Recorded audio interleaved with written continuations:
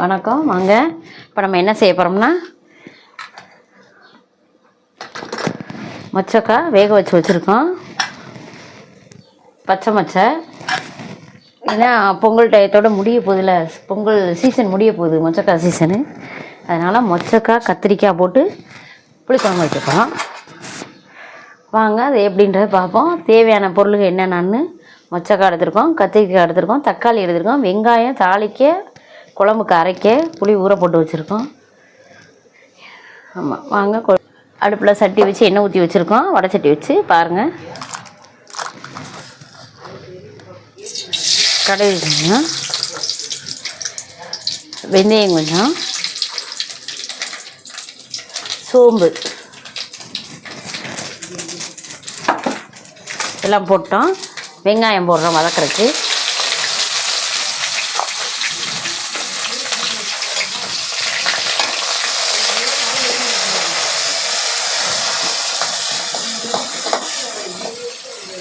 வெங்காயம் வதங்குது.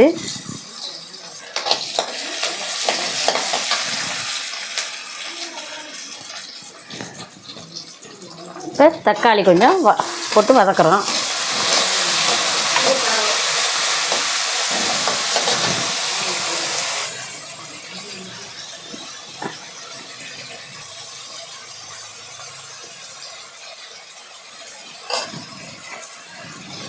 பார்ப்பா, நல்லா வெங்காயம் வதங்குது, வதங்கட்டும்.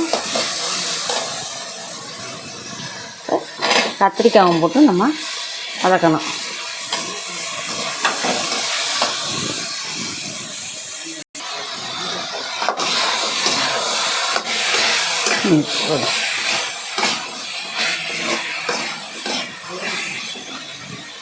கத்திரிக்காய் வதங்குது.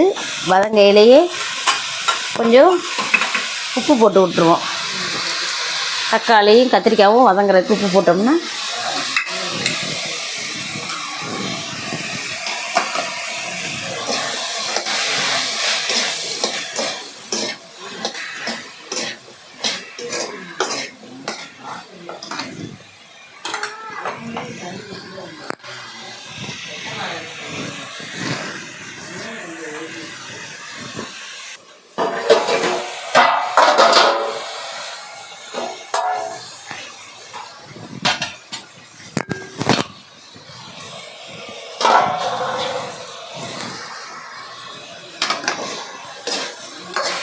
ஒரு 2 செகண்டு மூடி வச்சோம்னா நல்லா காய் தக்காளி எல்லாம் உப்பு போட்டதுக்கு நல்லா வதங்கிடுச்சு பாருங்கள்.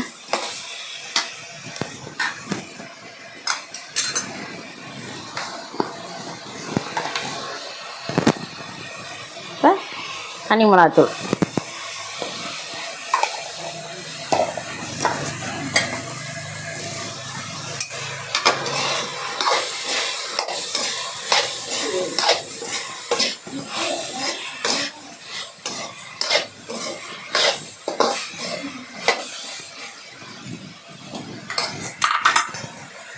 அது வதங்கட்டும். தனி மிளகாத்தூள் போட்டிருக்கோம்.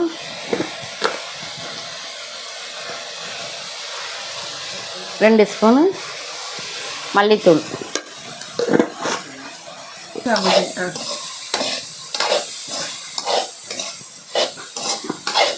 இப்போ தனி மிளகாத்தூளும் மல்லித்தூளும் போட்டு கிண்டியிருக்கோம்.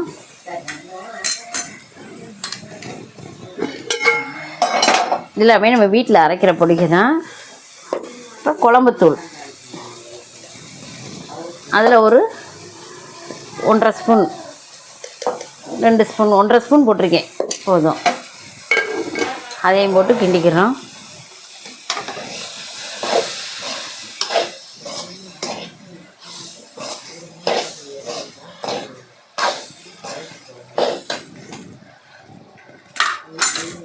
இது இதாகட்டும். இப்போ நம்ம என்ன பண்ண போகிறோம்னா, ஒரு நெல்லிக்காய், பெரிய நெல்லிக்காய் அளவு புளி எடுத்து வச்சுருக்கோம்.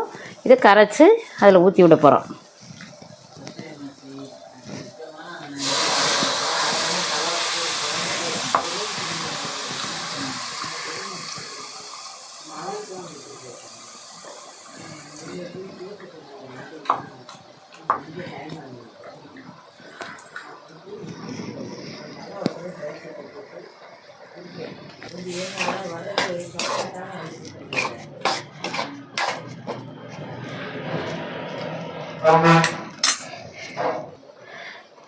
நம்ம வேக வச்சுருக்க மொச்சக்காவே இதில் கொட்டி விடுறோம்.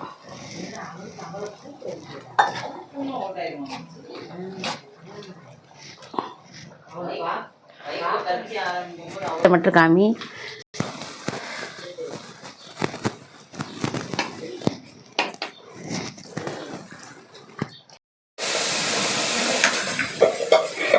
குழம்பு நல்லா கொதிச்சு வந்துருச்சு. குழம்பு கொதிக்கட்டும்.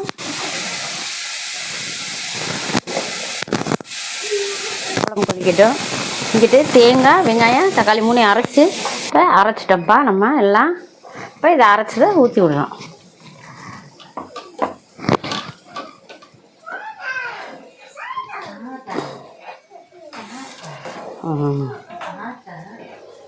குழம்பு இது கொஞ்சம் கொதியல் வரட்டும். நல்லா